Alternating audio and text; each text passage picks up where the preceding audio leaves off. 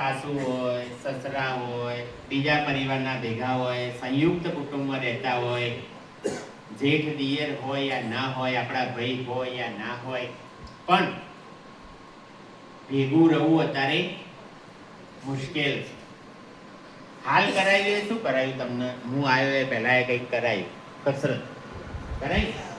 એ શેના માટે કરાવી? ખાલી હા, શરીરની શુદ્ધિ માટે આ કસરત થઈ. પણ મનની શુદ્ધિ માટે શું કરશું? આજે કરાવ્યું એ જરૂરી જ છે. શરીર સારું હશે તો જ તમે પૂજા પાઠ ભક્તિ કે જે કરવાનું જે કરી શકશો. એ નીક હોય તો શક્ય નથી. તો મનની શાંતિ, મનની શુદ્ધિ પહેલી હોવી જરૂરી છે. તમારું મન મક્કમ હોય તો જ મેળ પડે. બાકી અમે ઘેર ગયા હોય એટલે અમને ખબર જ હોય કે રસોઈ બનાવી લીધી, એટલે ઘરવાળાની હિંમત છે કે ભાઈ આ ટાઈમે રસોઈ થાય થાય. એમ કોઈ પણ કાર્ય કરવું હોય તો આપણે કંઈક નક્કી તો હોવું જોઈએ. અહીંયા આપણે શું કામ આવ્યા બધા? સાધના કરવા. સાધના કરવાથી શું થાય? દેખો, હું મનની શુદ્ધિ, મારે શીખવું પણ છે અને વાતોય કરવી છે તમારા હાથે. એટલે હું તો પ્રશ્નાર્થના રૂપમાં તમને પૂછી અને જાણો, અને એમાંથી મારી ભૂલ થતી હશે તો હું એમાંથી પાછો શીખીને જઈશ. મારે કેટલાય લોકોને આવું કહેવું છે. હું અહીંયા શરૂ થયો ને અંબાજી મંદિરમાં, તમારી ઘણાને ખબર છે કે ત્યાં હું જતો હોય આ અંબાજી મંદિર. રહેવાનું તો બાજુના ગામમાં છે, દાંતામાં છે. પણ આ સ્કૂલો ને એવું છે ને, એક મારા મગજમાં વાત નક્કી થઈ ગઈ કે સંસ્કાર સાથેનું શિક્ષણ, કારણ કે હું શિક્ષકનો છોકરો હતો. મારા પપ્પા 89 વર્ષે દેવ થયા, પણ એમના પાસે ભણેલા કેટલાય વિદ્યાર્થીઓ હતા ને, એ બીજા દેશોમાં રહેતા હોય, પણ 2-4 વર્ષે જ્યારે આવે ને ત્યારે મારા પપ્પાની મળવા આવું. અમને પગે લાગતો પહેલા શરમ આવતી. કીધું ગામમાં કોઈ ના નમતું એટલે આપણે ના નમીએ. એ આખો દાડો મંદિરમાં ભક્તિમાં તરબોળ હતા તોય. પણ પેલા આવીને દંડવત પ્રણામ કરે ને કે તમે હતા તો પરિવાર સાથે રાખ્યા અને ભણાયા, એટલે અમે અહીંયા પહોંચ્યા. એટલે પછી અમારે મનમાં એમ થયું કે પેલો બહાર વાળો વ્યક્તિ કોઈ પ્રણામ કરીને જાય છે તો આપણે દેખો, આપણે બધા જ છીએ, આમાં લગભગ વડીલો વધારે છે, પણ આપણે પ્રયત્ન કરવો પડે કે આપણાથી મોટું કોઈ હોય એને નમશું તો જ આપણા પરિવાર વાળા બીજાને નમતા શીખશે. નહીંતર નમવાના નથી. અને જો નમશે નહીં તો નમ્યા વગરનો વ્યક્તિ નકામો, અને એનું જીવન અહંકારમાં ભરેલું જ રહેશે, એટલે ધૂળ ઢાળી થઈ જશે. હું બાજુની સ્કૂલ છે અહીંયા દીકરીઓની, તો એક વખત મને બોલાયો હતો આમંત્રણમાં કે ભાઈ થોડીક વાર આવીને વાતો કરો અમારા સાથે, બાળકો સાથે. ત્યાં થોડી વાર હતી એટલે મને એમ થયું બોલાવો તેના પાછલા રસ્તા છે અહીંયા જવું. પછી મને એવું લાગ્યું કે અહીંયા અંબાજી મંદિરમાં હું બેસું, ત્યાં પણ શક્તિ છે, જગત જન્મી છે. આ એનું સ્વરૂપ છે. જ્યારે જરૂર પડી ત્યારે બીજું સ્વરૂપ લીધું, વેદોની આચાર્ય ગાયત્રી. પણ તોય મને એવું થયું કે અહીંયા કઈ ઉર્જા અલગ પ્રકારની છે. અંબાજી તો બધા વર્ષે 3 કરોડ પબ્લિક આવે. કેટલી? 3 કરોડ.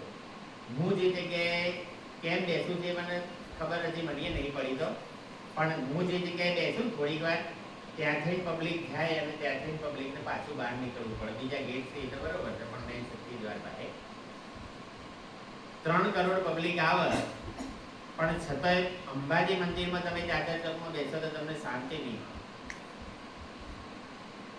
અહીં આવ્યો મને થોડોક આમ અહેસાસ થયો કે ભાઈ શાંતિ જેવું છે. કારણ કહો, શું કારણ છે આ જગ્યાનું?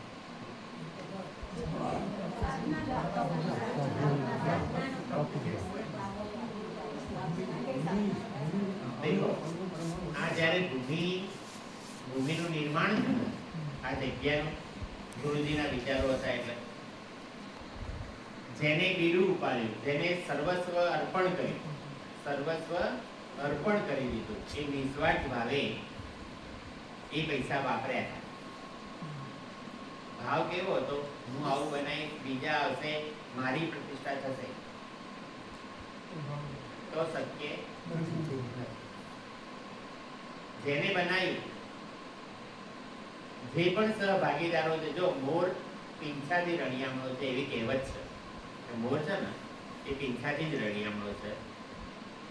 એટલે જે મોર જે છે અને એના જે પીંછા છે, બરોબર, એક પીંછું બાજુમાં જ છે, બરોબર. એ જ રીતે બીજા હશે ઓફિસમાં હાલ જે સેવા આપી રહ્યા છીએ, એમના પરિવાર વાળા, એમના સગા સંબંધી, આ બધા સાથે મળી અને સાત્વિક ભાવથી આ ભૂમિનું નિર્માણ કરવામાં આવ્યું અને મહેનત કરી. તમે વિડીયો કોઈએ જોયો હશે, કોઈએ નહીં જોયો હોય. એકલો આ ગબ્બર ઉપર જે પથ્થર દેખાય છે ને, એવો પથ્થર જ હતો. એની તોડી, કાપી, રસ્તો બનાવ્યો, આ કરાયો, તે કર્યું, એમ કરીને ઓટલા ઉપરના ભાગે આ મંદિર બનાવ્યું. હજી તો કામ તો ચાલુ છે. બાજુમાં જોયું તમે? બીજે જો નજર નાખશો, એ કામ તો ચાલુ જ છે. અટકવાનું તો છે નહીં. પૈસા આપણે આપશું અને અહીંયા ચાલશે. એક ઉદય શ્રીમંત છે, આજ ગુરુજીએ એવા આશીર્વાદ આપ્યા છે.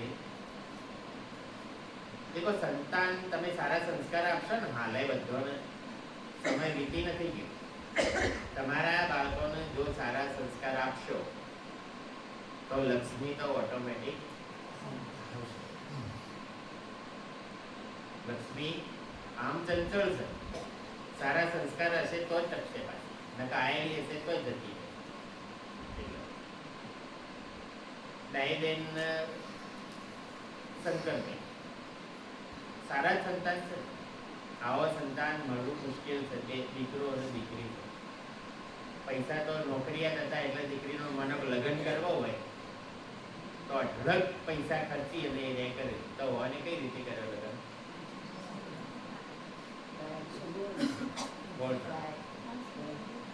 બરોબર. અને આપણે તો દેવું કરીને દેખાવ તો કરવાના. અમારા સમાજમાં તો આવું થાય જ છે. અને બીજો સમાજ વાળો હું નાખું તો મારે ઘર વાળો લડે મને. અને એવું કઈ ધક્કો મારીને દેવું કરાઈને લગ્ન કરાઈને ખર્ચામાં ઉતારે, પછી પેલું ભરતે તો ખોટું કરવું પડે. ભરવું હોય તો પછી ખોટું કરવું પડે. એવું ભરવું હોય તો થોડી અનીતિ કરવાનું ચાલુ કરવું પડે. એટલે અનીતિ ના કરવી હોય તો શું કરવું પડે? ધર્મ સાથે ટક્યું રહેવું પડે અને દેખાવમાંથી બહાર નીકળવું પડે. હાલે અઢળક રૂપિયા આટલા ખર્ચા તો એ રહે પોતે ચાલતા રહે. અને એના લીધે 20-25 લાખ રૂપિયા અહીંયા એ અમેરિકા રહેતો ને, ત્યાં 300-350 વ્યક્તિ એના હાથ નીચે કામ કરતા હતા. એને કેવો વિચાર આવ્યો કે 350 વ્યક્તિ અમેરિકામાં મારા હાથ નીચે છે, તો એટલામાં તો 3500 ઓછામાં ઓછા એક પાછળ એક ઝીરો લગાવીએ તો 3500 થઈ જાય ને 350 જગ્યાએ. તો એટલાને અહીંયાની રોજગારી આપે. તો ત્યાંથી છોડી અને અહીં આવે છે. અહીં આવીને હાલ અઢળક લોકો એના પાસે રોજગારી મેળવી છે એની ફેક્ટરીમાં. અને એમાંથી જે કમાણી થાય છે, જેમ આપણને કહેવામાં આવે છે ને કે 1% એક ભાગ તમે કાઢજો. દરરોજ સવાર મોર્નિંગમાં કહેવામાં આવે છે, બરોબર ને? એટલે આપણે એ રીતે ઓછામાં ઓછો ખરેખર કાઢવો જ જોઈએ. તમારાથી યથાશક્તિ. એ લાખો હાલે છે તો આપણે લાખો હાલે નહીં, પણ આપણે રૂપિયો કમાય તો 10 પૈસા તો મૂકીએ. 1 પૈસો તો મૂકીએ ને 10 પૈસા જવા દો. આવું સત્કર્મ કરવા માટે એટલે આ જે ભૂમિ હતી, મૂળ વાત ઉપર પાછો આવું છું. એટલે મને એવું લાગ્યું કે જગ્યા સાચવી છે. મને થોડોક અહેસાસ ઘણી થતો હોય કે કોણ વ્યક્તિ કેટલામાં છે. તમે દેખો ને તો તમારે કપાળ, દરેક વ્યક્તિનું કપાળ અને નાક જોવામાં આવે તો ખબર પડી જાય કે આ આટલામાં છે ને એના વિચારો આવા. આ એક મનુસ્મૃતિ છે ને, એક પુસ્તક છે મનુસ્મૃતિ. તમે દેખવું હોય ને એટલે વાંચન કરવું આમ મુશ્કેલ છે. ડગલે ને પગલે જેમ જેમ અક્ષરો એક એક આગળ જતો જાય ને એમ કે જાણ્યા પછી ભૂલ કરવી એ તો ગુનો જ છે ને. અજાણ છો અને ભૂલ થાય છે તે ભૂલ છે, ભગવાન માફ કરશે. ભગવાન તો શું કહે છે, કર્મ કરો એવું ફળ આપીશ. હવે તમારે જેવું કરવું એવું કરો. તમે એવા યજ્ઞ કરવા આવ્યા, અનુષ્ઠાન કરવા આવ્યા અને ભગવાન સારું ફળ આપી દે. મને શુદ્ધ હોવું જોઈએ, તન સાથે મન. તમે કયા ઉદ્દેશથી અનુષ્ઠાનમાં આવ્યા છો? હા, તે એવું.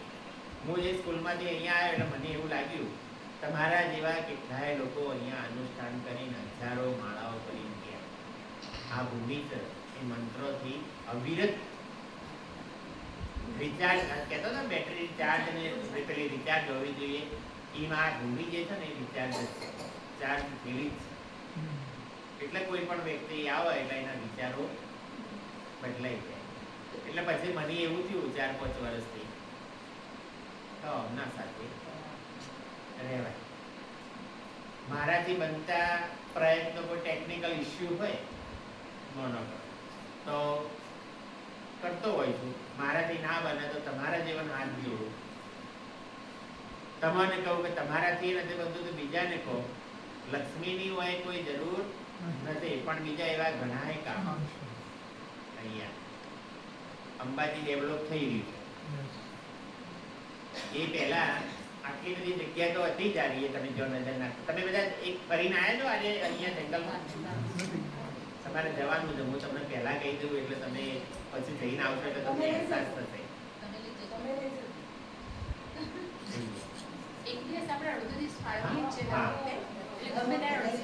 દેખો એ જગ્યા કેમ જોવાની જરૂર છે? આટલી તો જગ્યા હતી તો હમણાં થોડા ટાઈમ પહેલો શંકરભાઈને વિચાર આવ્યો કે આપણી બાજુ બીજી જગ્યા પડી છે,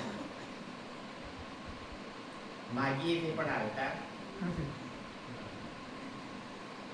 એટલે તમે કહો. એટલે હું અમુક કમિટીઓમાં ઘણી વખત જતો હોય કોઈ કારણને લઈ, જિલ્લાની 4-5 કમિટીઓ હતી અને વિચાર મૂક્યો કે ભાઈ આટલી મસ્ત જગ્યાથી ડેવલપ મને કોઈ લેવું તો નથી કહેતો, ભાડા પડતા તેમ કરીને 5 એકર જમીન જેવી તૈયાર થઈ ગયા અને આપણને આપી. આપણને મીન્સ આપણો બધો મંદિર નાખીએ. એ જગ્યા અહીંયા સરકારે હમણાં ભાડા પટ્ટે આપી. ભાડા પટ્ટા આપ્યા પછી જીસીબી લાયા, ટ્રેક્ટરો લાયા, બધા જાત મજૂરી કરી, અઢળક મહેનત કરી અને ડેવલપ કર્યું. એમાં કેરીઓ આવેલી એથી જોવાય મળશે આપણને, બરાબર ને? એવું તો ઘણું કામ કર્યું, એક બોરે કર્યું. હવે પાછું સરકારને પાછળથી યાદ આવ્યું કે આપણે અંબાજી ડેવલપ કરવા. એ તો 17 લાખ સમથિંગ 17,70,000 જેટલો ખર્ચો કર્યો. હવે એમને યાદ આવ્યું કે ડેવલપ કરવાનું. આવતી વખતે મને એવું કીધું હોય કે આ ડેવલપ થવાનું છે એટલે એને તમે રવા દો. પણ પેલું જેમ કોઈ પણ સિટી મોટા શહેરમાં રહેતા હોય ને, આજે રોડ કરે ને કાલે ગટર પાછો રોડ કરે વળી ગટર. એટલે એ તો બધું રમણ ભમણ સરકારના પૈસા કે બરોબર એવું. પણ છતાંય ફરી ઓપ્શન માટે મૂક્યું છે કે ભાઈ માનો કે જરૂર પૂરતું તમે લેજો અને નથી જરૂર એ એમના એમ ભલે તમે કબજામાં પાછું લઈ લો રેકર્ડ ઉપર, પણ અમારા કબજામાં હોય તો તમે કહેશો કે અહીંયા મસ્ત બગીચો બનાવી આલો. જુઓ વિચારો શંકરભાઈના, મસ્ત બગીચો બનાવી આલો અથવા તો કંઈક એવું સારું કરી આલો તો એ ભાઈ અમારા ખર્ચે કરશે. હવે જોઈએ શું થાય છે. પેલા પૈસા ખર્ચવાના છે એટલે એ તો મંજૂર નહીં કરી રહ્યા, કારણ કે એ તો વાપરે તો વાપરવા જ પડે. સરકારનો સ્કીમ છે એટલે પ્રોજેક્ટ છે, બરોબર. એટલે વરસાદ તમે આ એરિયાની આ જગ્યાની એવી ખાસિયત છે કે વરસાદનું પાણી જે છે એમાં મઘા નક્ષત્રમાં વરસાદ આવે તો એ પાણી બહાર જવા દેતા ટેરેસ ઉપર ને ટેરેસ ઉપર ભેગું થાય. એ ભેગું થયા પછી 8 લાખ લીટરનું ટાંકું છે. એ ટોકામાં એવીએ સ્ટોરેજ થાય અને એવીએ આપણે બધા 12 માસ સુધી પીએ છીએ. એના સિવાયનું બીજું વરસાદ આવ્યો બીજું વેસ્ટેજ પાણી છે તો 14 લાખ લીટરનું અહીંયા નીચે ભૂમિમાં અંદરના ભાગમાં ટોપું છે એ પાણી ત્યાં જાય. એ ભરાયેલું માનો કે 14 લાખ લીટર અને વધારાનું આવ્યું તો બીજો કૂવો છે આ જ જગ્યાએ. એથી એવું છે કે હજી એ ઢળ છે વધારે પડતું તો આગળ ચેક ડેમ બનાવેલો છે. પણ આપણું એક ટીપું જે કુદરત આલે છે એને બહાર જવા દેવું. આ જગ્યાનું વાતાવરણ સાચવી રાખવા માટે ઔષધીય વનસ્પતિઓ જે પણ ઔષધિ એવા આજે તમને લીલોતરી દેખાશે આટલામાં એ બધું જ ઔષધીય વનસ્પતિઓ હશે. આ તે બાગાયતી વૃક્ષો ને આવું બધું છે. આવી આ સંસ્થા પ્રવૃત્તિ અવિરત કરે. એ સિવાય આ સંસ્થા બીજું શું કરે છે તો માનો કે કોરોના જેવી મહામારી આવી, રસીની વાત હોય, હમણાં જ મહિલાઓને તે દીકરીઓને રસી મહેસાણા જિલ્લામાં થયો એ પણ એક કાર્યક્રમ. હા, કેન્સરની રસી બરોબર. હા, એની માટે એમના આખા ગામમાં દરેક જ્ઞાતિના એમનું જે ગામ છે ત્યાં દરેક વ્યક્તિ દરેક દીકરીઓને અવરોડે નાની એમને રસી નિઃશુલ્ક આપે. એ ઉપરાંત કોઈ કેમ્પ કરવાના હોય, મેડિકલ કેમ્પ, કોઈ રાહત ફંડમાં કોઈ બીજી મદદ કરવાની હોય, સંસ્થાઓ તો બહાર ઘણું એ કર્યું પણ આ સંસ્થાને સાત્વિક ભાવની વાત કરીએ આપણે તો એ પણ કર્યું. બીજા નંબરમાં એકાદ બે ગામ આખો દત્તક લીધેલો છે. એ ગામ એટલા માટે દત્તક લીધેલા છે, એમાં એક ગામ બહુ મસ્ત છે, નવાનું પાદર કરીને ગામ છે. એમાં 70 ઘર છે, 50 ખેડૂતો છે. એમને ભેગા કરી અને પછી કીધું કે ભાઈ અમે ગામના વિકાસ માટે તમે કહો એવું બધું જ કરવા તૈયાર છીએ. તો તૈયાર થઈ ગયા. તો બધાના શું કહેવાય બાગાયતી વૃક્ષો આપ્યા કે જેથી કરીને આંબા વાવું તો એમનામાંથી આજીવિકાનું એક સાધન થાય. હજી તો એવું કીધું કે જેટલા ઘર એટલી દેશી ગાયો, બે કામ થશે. પેલોને આજીવિકા થશે, દેશી ગાયો છે આપણી તો ગાય માતા તરીકે આપણે પૂજીએ છીએ એમનું એ સંરક્ષણ થશે અને સારું બી લાગશે. હજી એ મનમાં એવો વિચાર થઈ ગયો પણ હું થોડો આ બધા વિચારો મને મૂકું એટલે હું કહું આમ થોડાક બ્રેક મારી ધીરે ધીરે ચાલીએ. કારણ કે એકમાં સફળતા મળે પછી બીજામાં જઈએ, બીજા સફળ મળે પછી ત્રીજામાં જઈએ. કે સોલાર આખું ગામ સોલારથી સજ્જ કરી દે. આખું ગામ એક મોટું ટોપું બનાવીએ અને એનાથી જ આખા ગામને પાણી જેમ વાપરવું એમ વાપરવું, બિલ પીવાનું બધું ટોટલ. હવે એમની ભાવના કેવી, આપવા વાળા તો ઘણા પણ એ સદુપયોગ થશે નહીં થાય. ઘણી વખત આવું એ થાય. સ્કૂલોમાં નજીકની જેટલી સ્કૂલો છે એ દરેક સ્કૂલોમાં બાળકો દર વર્ષે જરૂરિયાત મુજબના ચોપડા વિતરણ કરવામાં આવે.